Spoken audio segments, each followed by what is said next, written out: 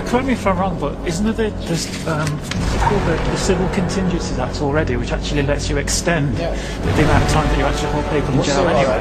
So, Peter Hitchens, the point about Civil Contingencies Act, there is a way, if you want to, of doing this in emergency. That's 30 days, more on top of the 28. And the Civil Contingencies Act itself is a terrifying piece of legislation which enables the government to take dictatorial powers, which ought to have been opposed more thoroughly. But I have to ask Mr. Miliband, if we were fighting this war on terror, which they don't mention very much anymore, what would we be fighting it for?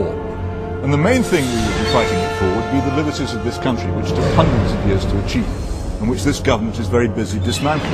Now, why they're so busy dismantling them, you'll have to ask them.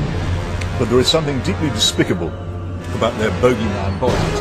They've done it before. They can't fix the schools, they can't fix the hospitals, they can't fix the roads, they can't fix crime, so they exaggerate a danger somewhere else, and then they pretend they can save you from it. They did it in Iraq.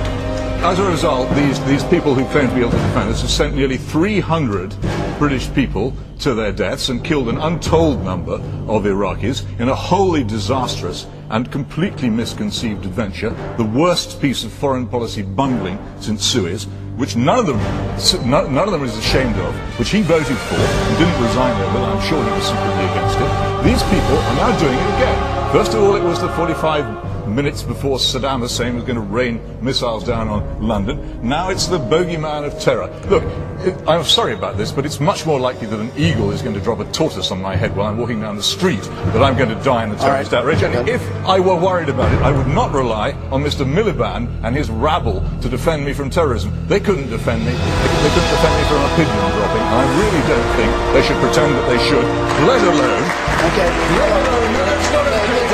It's very clear that it's the best chance I've got. No, Peter. They shouldn't be allowed to destroy hundreds of years' worth of liberty on this ridiculous, shameful pretext. They should go and hide. Thank you, Peter.